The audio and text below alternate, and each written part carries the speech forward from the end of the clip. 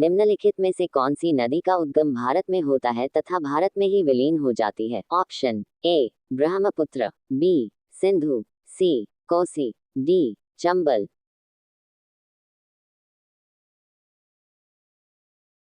सही जवाब है ऑप्शन डी चंबल।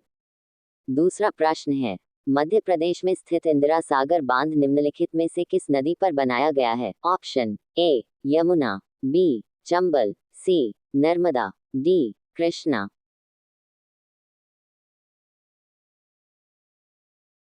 सही जवाब है ऑप्शन सी नर्मदा। तीसरा प्रश्न है, निम्नलिखित में से कौन सी नदी ताजे पानी की डॉल्फिन के लिए घर है? Option A Godavari, B Narmada, C Ganga, D Sabarmati.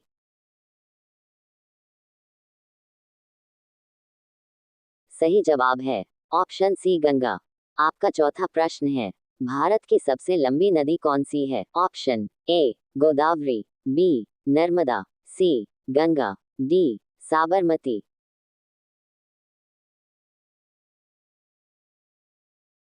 सही जवाब है ऑप्शन सी गंगा। आपका पांचवा प्रश्न है, कौन सी नदी बंगाल का शोक के नाम से प्रसिद्ध है?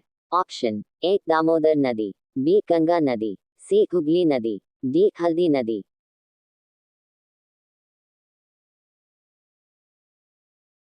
सही जवाब है ऑप्शन ए दामोदर नदी। चलिए, आपका अगला प्रश्न है, बिहार का शोक किस नदी को कहा जाता है? ऑप्शन ए सोन नदी, बी गंडक नदी, सी बागमती नदी, डी कोसी नदी।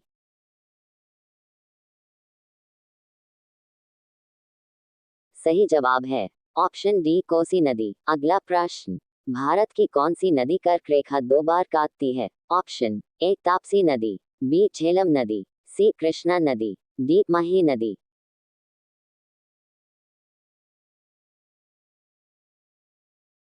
सही जवाब है ऑप्शन डी माही नदी। अगला प्रश्न है, भारत की किस नदी को लवणीय नदी कहा जाता है? Option A Luni, B Satluj, C Manas, D Mahi.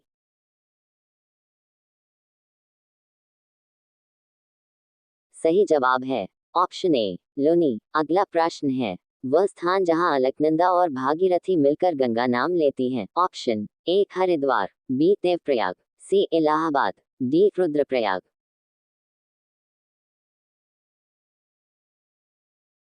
सही जवाब है ऑप्शन बी देवप्रयाग। अगला प्रश्न है, विश्व का सबसे ऊंचा रेल पुल किस नदी पर स्थित है?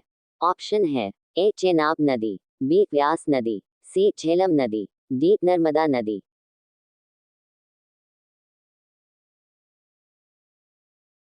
सही जवाब है ऑप्शन ए चेनाब नदी।